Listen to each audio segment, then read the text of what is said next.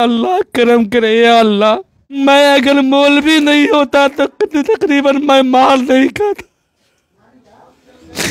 मौलवी होना मेरे लिए गुनाह हो गया। दाढ़ी वाला, टोपी वाला। हमारे पास जितने बच्चे पढ़ने वाले हैं वो सब यहाँ बैठे भी आए मिलने के लिए। मुझे मौलाना हौसला रखें, आपको लेकिन इंसाफ जरूर मिलेगा। लेकिन हमारा बाल पकड़ पकड़ के करा था, गौरव कुमार तुम क्या कर दो, चोर उचक्का हो, तेरा बाल बड़ा बड़ा है। हम कहा मैं चोरी नहीं करता, मैं मस्जिद में रहता हूँ, मैं इलाके ही में रहता हूँ। लेकिन एक कतरा नहीं सुना, कहा तुम मस्जिद में रहते हो, अब इतना मारेंगे तेरे सब मस्जिद में रहना तुमको बुला देंगे। ये सब रियल बात है, कोई इसमें मिलावट नहीं है। आतंकवादी तक आपको जो है बहुत सारे लफ्ज़ों का इस्तेमाल किया गया, यहाँ तक कि पानी नहीं पीने दिया गया। और हमें तो डर था कि पता नहीं हमको उसी के अंदर कहीं मनी मार भी दे। हमको बहुत डर था, डर समाया हुआ था, जो कि जिस तरह से मार पड़ रही थी जी, उससे मैं खुश नहीं हूँ। असल मुजरिम गौरव कुमार है। आप मांग करते हैं कि आपको सरकारी नौकरी कहीं दिया जाए, सरकारी मदरसे में दिया जाए। ये सरकार से हम डिमांड करते, गरीब आदमी है, अगर मिल जाएगा तो। बेनीपट्टी की घटना को लेकर हम अभी कटैया गांव में है और यही है मौलाना मोहम्मद फिरोज, जिनके साथ ये इतनी बड़ी घटना हुई है। मोहम्मदपुर में हुआ क्या था आपके साथ? जब मैं पुल मोहम्मदपुर पर पहुंचा तो धुंधला की ज़्यादा होने की बिना पर मैं सोचा कि ऐसे लोग भरे हुए हैं, तो आगे गाड़ी पुलिस की देखा, आवाज़ सुना, मैं गाड़ी को रोका।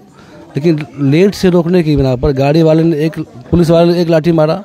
मैं आवाज़ उठाया तो मेरे गाल पर तमाचा मारा, ऐसा मारा, और उसके बाल पकड़ के, दाढ़ी पकड़ के जो मारा हमारी कि हम बेहोश हो गए। हमको बाद में धकेल करके उठा पड़ा करके बाद में होश आया तो हम देखे गाड़ी के अंदर पर हम हैं, तो उसके अंदर बहुत मार पड़ी थी। हमको अपने आप जो बेहोश हो गए थे हम।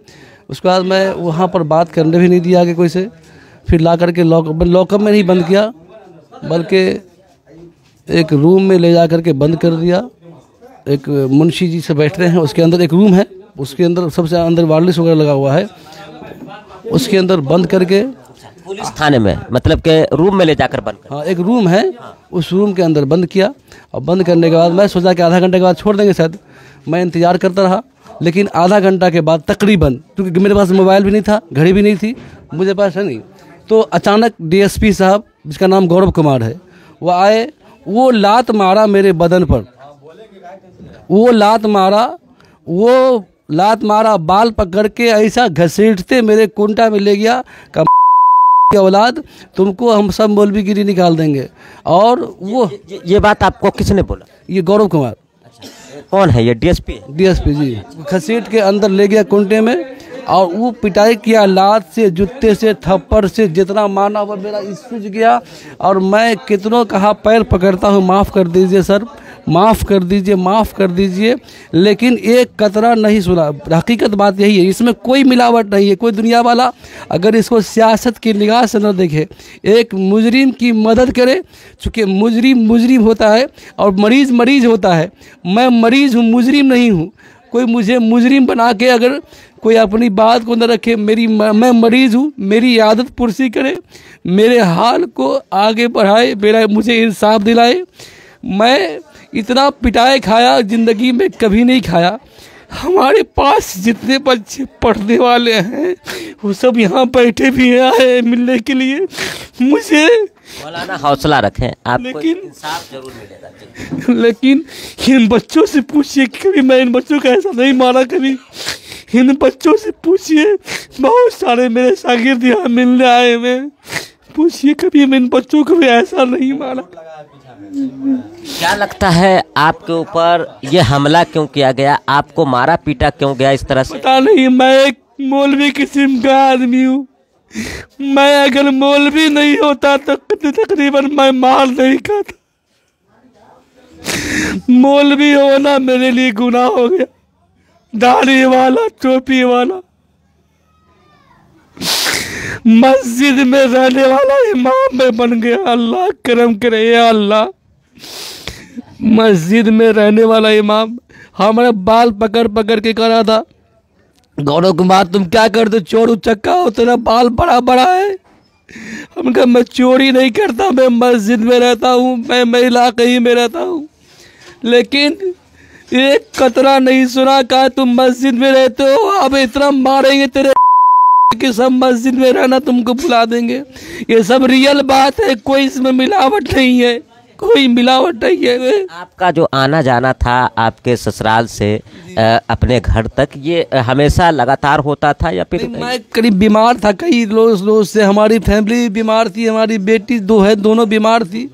हम लोग सबको पता है कि हम तबीयत मेरा ख़राब था तो हम ऑल फैमिली यहाँ से ससुराल ही गए हुए थे इलाज कराने के लिए। पीएन झा के यहाँ से मेरा इलाज चल रहा था, हमें बुखार नहीं ठीक हो रहा था, 104 डिग्री 3 डिग्री, कलाम भाई भी सुई वगैरह दिए। आप बुखार में भी थे? बहुत तेज़ बुखार था, दवा दारू चल रहा था। उसी बीच में सब लोग मना भी किए कि मत जाइए आज, तो मैं आया। अचानक किस्मत की बात है, जब पुलिस वाले ने आपको रोका, आपने देखा वाहन चेकिंग हो रही है, तो क्या वहाँ पे आप रुके नहीं थे या आपने देखा नहीं?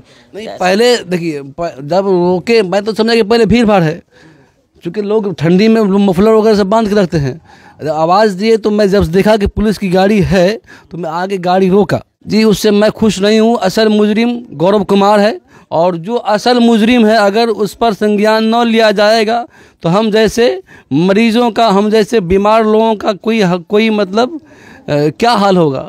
क्योंकि करते हैं अब हम चाहते हैं कि गौरव कुमार को तत्कालीन सस्पेंड किया जाए। ये बताइए, आप जो कोई सरकारी मदरसा है जिसमें आप पढ़ाते हैं? प्राइवेट नौकरी करते हैं, क्योंकि अभी हम सरकारी नहीं हुआ है।